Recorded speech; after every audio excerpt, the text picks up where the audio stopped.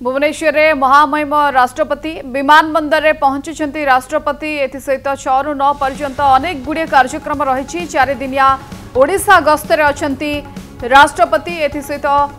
पूरी रथयात्रा में जोगदेवार कार्यक्रम रही 6 ରୁ 9 तारीख जाए महामहिम राष्ट्रपति द्रौपदी मुर्मू ओडिशा रे रन कार्यक्रम रही आसंता काली रथयात्रा मध्य देखिबे से कार्यक्रम रही भुवनेश्वर विमान बंदर में वर्तमान पहुंची सारी राष्ट्रपति द्रौपदी मुर्मू 4 दिनिया ओडिशा गस्तर कार्यक्रम रही राष्ट्रपति 6 ରୁ 9 तारीख जाए राष्ट्रपति ओडिशा कार्यक्रम रही या भितर राष्ट्रपति आसी आज पहुंची सारी भुवनेश्वर विमान बंदर में ये सूचना मिलूँ रथयात्रा देखिए ओडिया घर झील एवं प्रभुंकर ई रथयात्रा रे एथर सामिल हेबाकु जाउछंती राष्ट्रपति द्रौपदी मुर्मू। एथर रथयात्रा 2 दिन पड़ुछि 7 और 8 तारीख रे एवं आसंता काली जितेबाला रथयात्रा रही लक्षाधिक संख्यार भक्तंकर समागम नहीं आशा करा जाउछि ता भितरे द्रौपदी मुर्मू मध्य रथयात्रा देखिबे एवं राष्ट्रपति वर्तमान भुवनेश्वर विमान बंदर में पहुंची सारी सूचना मिलुछि। अधिक आलोचना करने आम सहित नवकिशोर जोड़ी होती नवकिशोर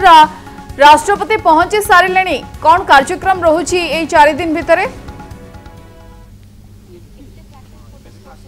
देखंतु वर्तमान समय राष्ट्रपति द्रौपदी मुर्मू भुवनेश्वर विमान बंदर में पहुंची सारी आउ किछि समय परे से मध्य भुवनेश्वर विमान बंदर बाहर को आसबे और तांकु स्वागत पाई जदि आपण देखिए मुख्यमंत्री मोहन चरण माझी मध्य भितर उपस्थित अछंती ता सहित मुख्य शासन सचिव मध्य उपस्थित अछंती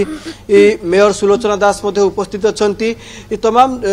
राज्यपाल मध्य भितर उपस्थित अछंती तेणु वर्तमान समय से पहुंची सारी तांकु भितरे स्वागत संवर्धना पाई मध्य मुख्यमंत्री ठार आरंभ कर राज्यपाल मेयर समस्ते उपस्थित अछंती तेणु मुख्य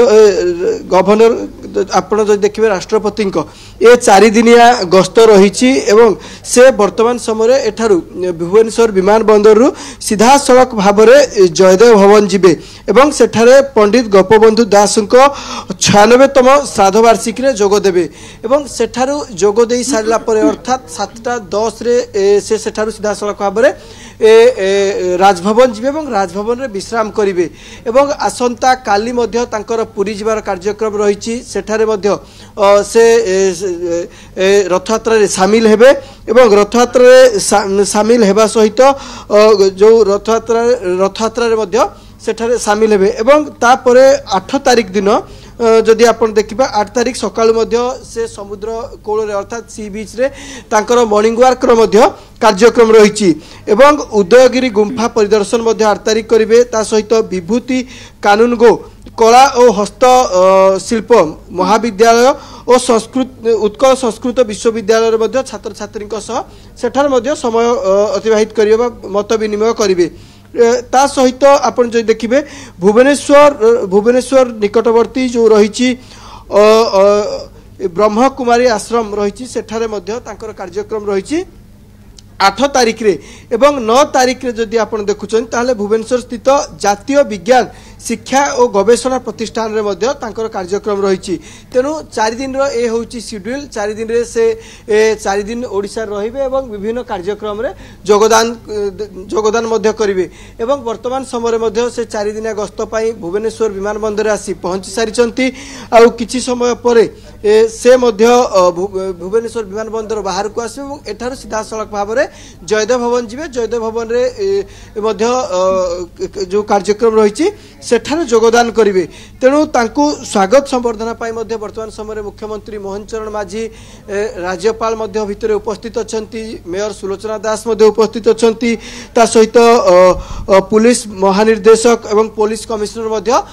उपस्थित रहिछंती भुवनेश्वर विमान बंदर मध्य रे एवं तांको गस्त को दृष्टि रखी कड़ा सुरक्षा व्यवस्था मध्य कर जायछि से जेभली भाव में भुवनेश्वर विमान बंदर सीधा सड़क भाव में जयदेव भवन पहुंची पारिबे सेतिरे मध्य जमिति कोनोसी त्रुटि विच्युति न हुए ताकू देखि ट्रैफिक व्यवस्था को मध्य कड़ाकड़ी भाव में अनुपालन करा जाउची एवं सबुठारु गुरुत्वपूर्ण कथा हला ए जो 4 दिनिया गस्त रहिछि एथिरे से